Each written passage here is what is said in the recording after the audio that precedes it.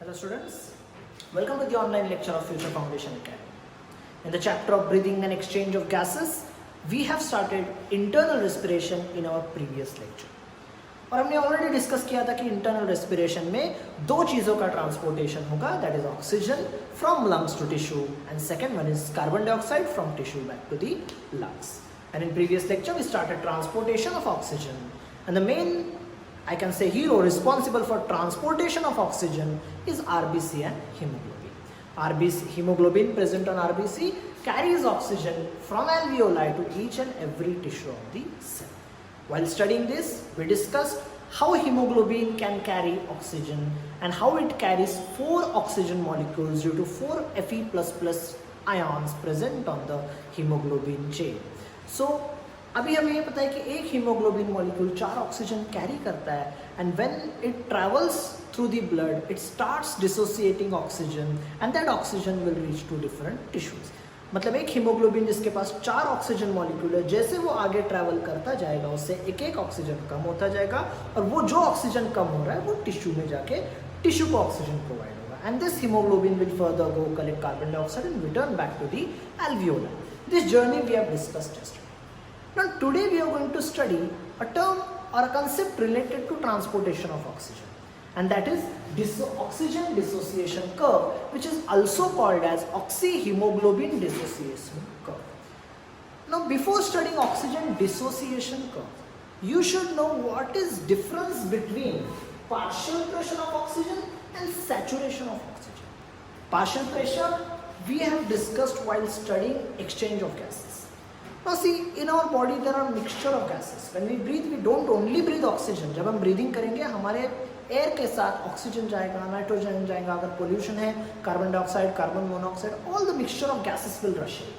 But when we count pressure of a particular gas in a mixture of gases, that pressure will be termed as partial pressure. So in a mixture of gases, when we calculate pressure of a certain gas, that is called as partial pressure. Now what is saturation of oxygen? Saturation, in simple terms you can say concentration. Not exactly concentration, but I'll give a term, that is quantity of oxygen. Whenever we breathe in, oxygen rich air will go in and that oxygen will transfuse from alveoli into the blood. And in blood, RBC has hemoglobin which will carry that oxygen. As we know, one hemoglobin molecule can carry 4 oxygen molecules. But our RBC do not have only one hemoglobin molecule. Suppose there are 10 hemoglobin molecules, they will carry 40. If there are 100, they will carry 400. See, the quantity of oxygen is increasing.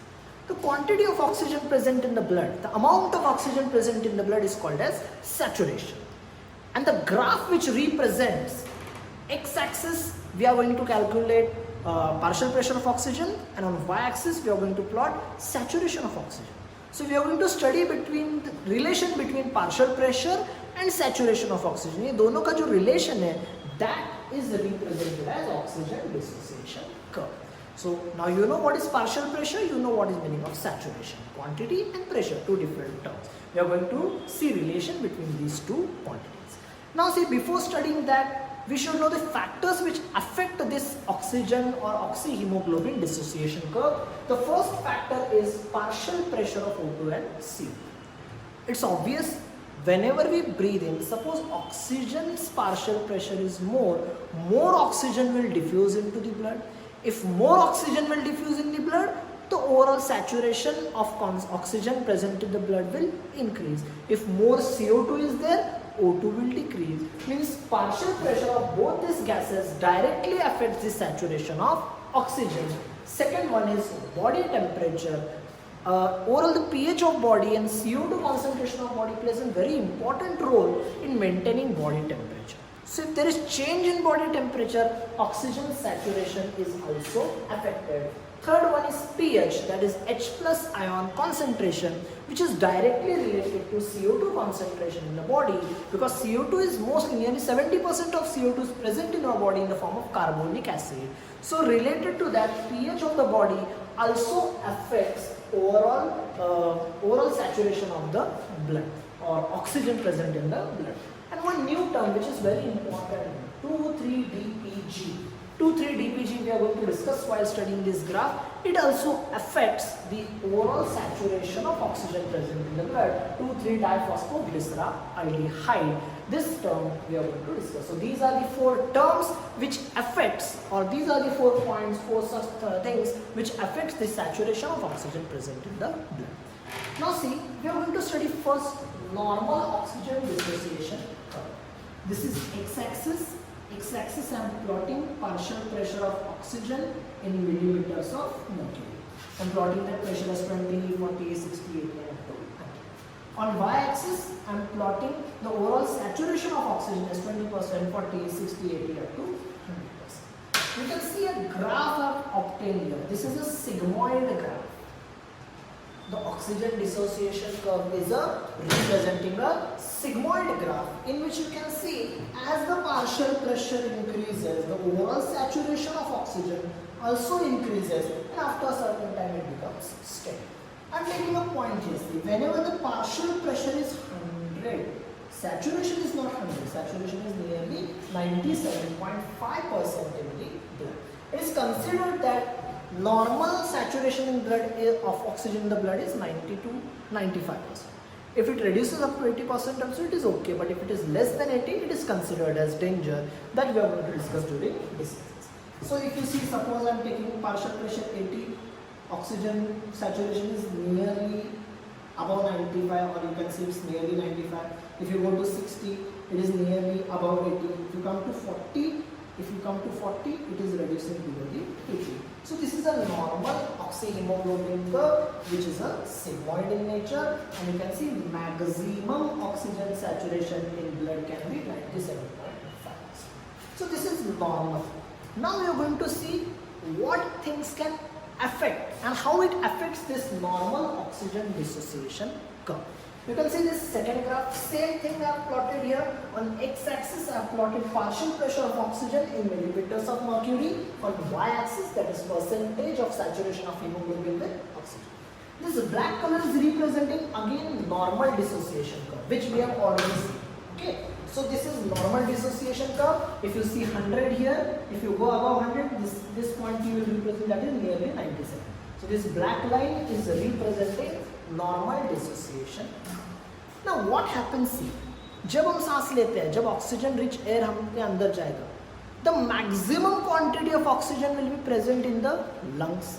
फिर lungs से oxygen का transportation शुरू होगा, और जैसे जैसे हर tissue तक जाएगा, quantity of oxygen will keep on decreasing. So in complete body maximum oxygen will be present only in lungs. फिर जैसे जैसे ब्लड आगे जाएगा, while transporting the quantity of oxygen will decrease because haemoglobin is distributing that oxygen to each and every tissue.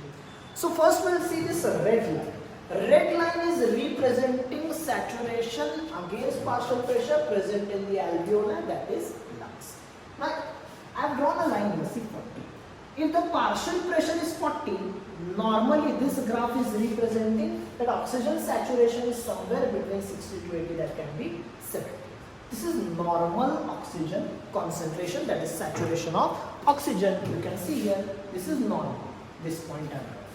Same thing in lungs. What will happen if in lungs more air is there, because quantity of oxygen is more, even at 40 partial pressure you can see saturation of oxygen is nearly 80, means saturation of oxygen in blood present in the lungs is more.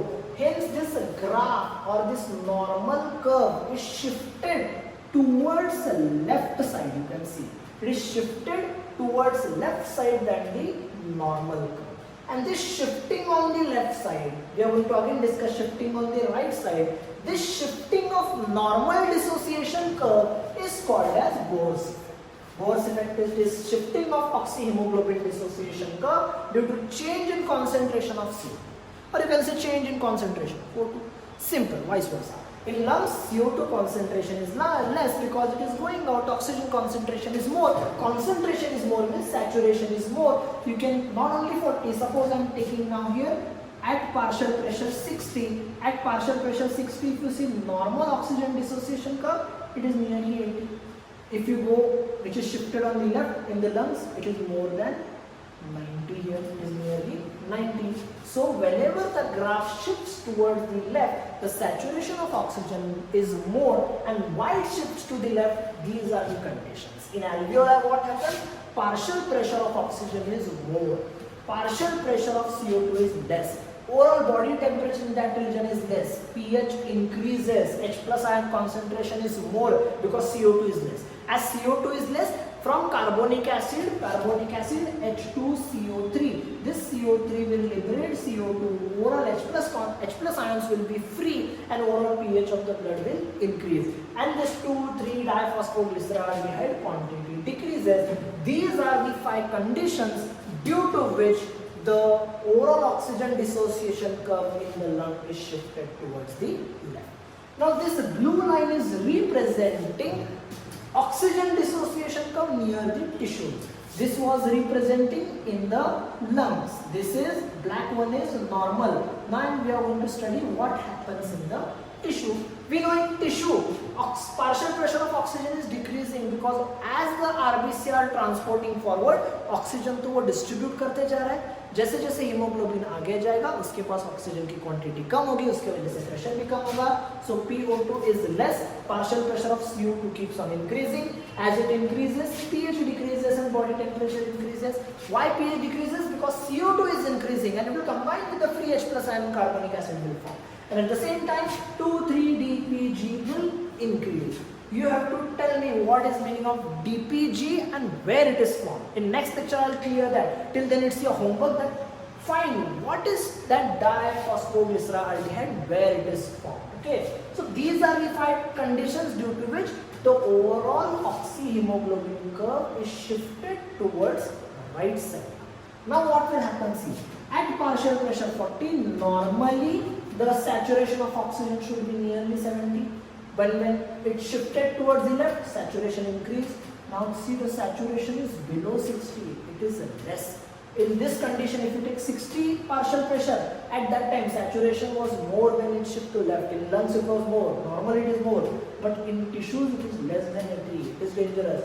So partial pressure in tissue required is more. So these are the 3 graphs which are showing shifting of this graph. Normal graph, when it shifts to left, in lungs. It shifts to right in the tissue, and these are the conditions due to which this graph shifts to left and right, and this shifting is called as Bohr's effect. And one more term, oxyhemoglobin, which we have seen, oxyhemoglobin with Hb4O2. It acts as an acid because it directly affects the pH of the blood, and it was given by Halden, hence it is called as Halden's effect. It is one of the MCQ important. So here we have completed the oxygen dissociation curve. Now we know how oxygen is transported from lungs to each and every tissue. हमने ये देखा है कि एक haemoglobin molecule 4 oxygen molecule लेके जाएगा. जब उसके पास 4 ऑक्सीजन मॉलिक्यूल होंगे, उसके पास सैचुरेशन भी ज़्यादा होगा.